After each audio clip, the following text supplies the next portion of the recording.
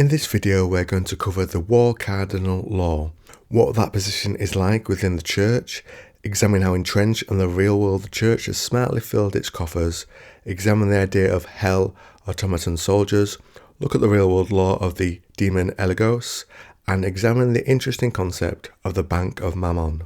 So welcome back to the trenches, and let's begin. While the Supreme Pontiff retains the spiritual leadership of Western and Central Europa, the Church's war effort is delegated to 12 dedicated war cardinals, each responsible for an important area of the faithful's dominions. One of them is War Cardinal Domenico Alidosi of the Papal States. They are a vigorous, charismatic and aggressive frontline commander. Under his supervision, the Swiss Guard has seen a forceful expansion, including a large contingent of newly raised, heavy mechanized infantry, Papal Air Force to ensure the sanctity of the Holy See, and the expansion of the Holy Fleet. This combined Mediterranean fleet is responsible for both maintaining naval parity with the heretic fleets, as well as supplying the fortresses of Cyprus that protect New Antioch from seaborne assaults. The War Cardinal has incorporated many novel ways to ensure that the coffers of the Church are not stretched beyond their limit, such as selling war indulgences and chantries to supplement the treasury. The War Cardinal is responsible for the defence of the Papal States against the encroaching threat of the heretic mainland invasion force that has reached the Italian peninsula. Here, the faithful struggle to contain the artificial monstrosities of the legions of the demon Eligos, bought from the death factories with a huge loan from the Bank of Mammon.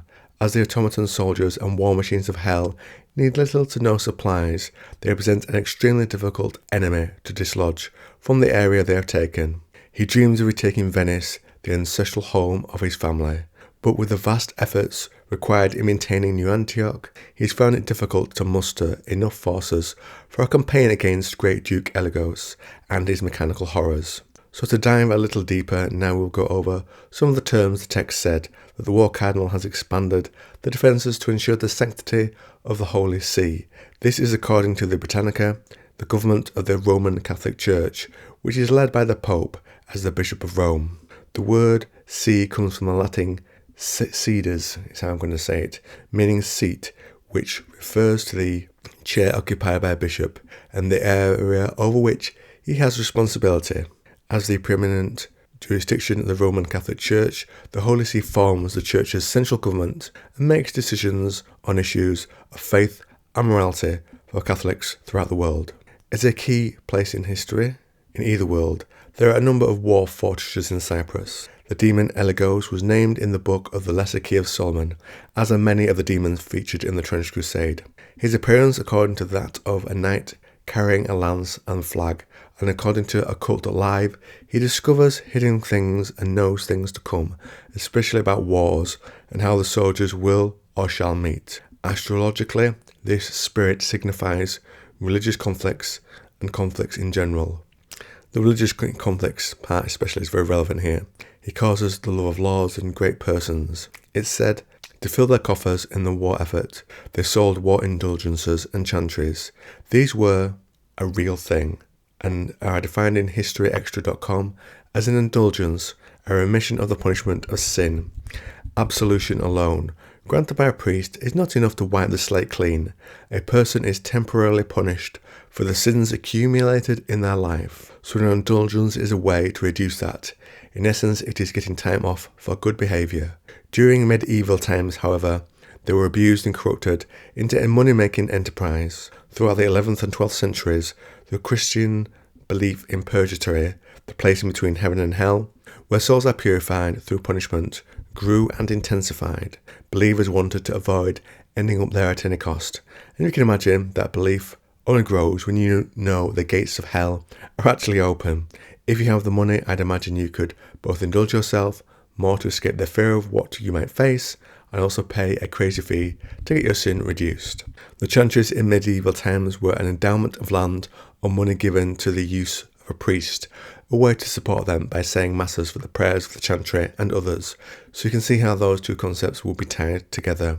We're also told the demon Elgos made his army with a huge loan from the Bank of Mammon. This shows an interesting aspect of the economy of hell that's not really been fleshed out, but you can imagine him gaining power over many demons whose forces are on earth, getting them to sway to his side with a loan of money. He supports them, but it also binds them to his will due to the finances coming from him, and it may also help him gain their support on earth as they need to do what he says.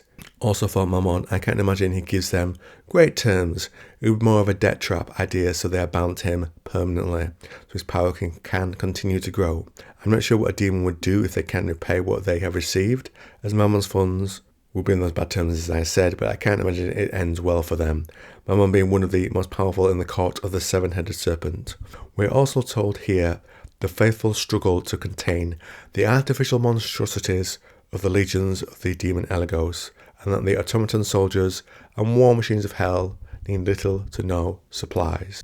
Now, take a moment to think of the advantage in warfare this could give your forces. If all they need are, let's say, bullets and repairs to their forms, or armour that gives them a big advantage over humanity, with no need for food, this eliminates the ability of the church to cut their supply lines and starve enemy forces, if demons eat at all, or say, capture their baggage, if I assume those are things the forces of hell need. An example of this sort of soldier deployed by the demons from the law, I think, is the artillery witch, an artificial being made by hell. Now to come back to the artificial monstrosities of the demon Elgos, what could they be like? For inspiration, let's look at artificial beings in real-world law, such as the golem, an artificial being endowed with life. During the Middle Ages, wise men would bring them to life by a charm, or more intriguingly, forming a sacred word or one of the names of God.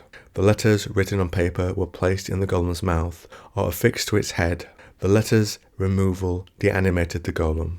Early days with them, they would be a servant who would follow your commands. The issue being sometimes they would take them too literally, and perhaps that could be an issue for the forces of this demon, where commands are taken just on word with little nuance or understanding that a person would have. Later it was thought more of as a protector. Perhaps the artificial beings of this demon are in a version of that, as that seems to power a lot of what the demons do when they do things that offend the creator. A famous real-world myth was of the golem of Prague. The tale is told on J.M. Berlin goes like this. It takes place in Prague and revolves around the studious Rabbi Lower. The rabbi performs the great miracles of bringing a clay golem to life by placing a magic word, the Shem, in its mouth. Once brought to life, the golem is strong and protects the Jewish ghetto. It also performs all sorts of physical labour for its creator. But one day the golem flies in a rage, smashing buildings, flinging boulders and uprooting trees. The rabbi pulls the Shem out of the golem's mouth, and the creature falls to the ground, dissolving into dust. Frightened by this turn of events, the rabbi resolves never again to create such a dangerous servant. To this day, the dusty remains of the golem are said to be located in the closed-off attic of the old new synagogue of Prague. So let me know what you think to this law on the Trench Crusade. And if you like this video, then you might also like this one. And if you want a lot of Trench Crusade law, then why not check out the playlist I have on the channel.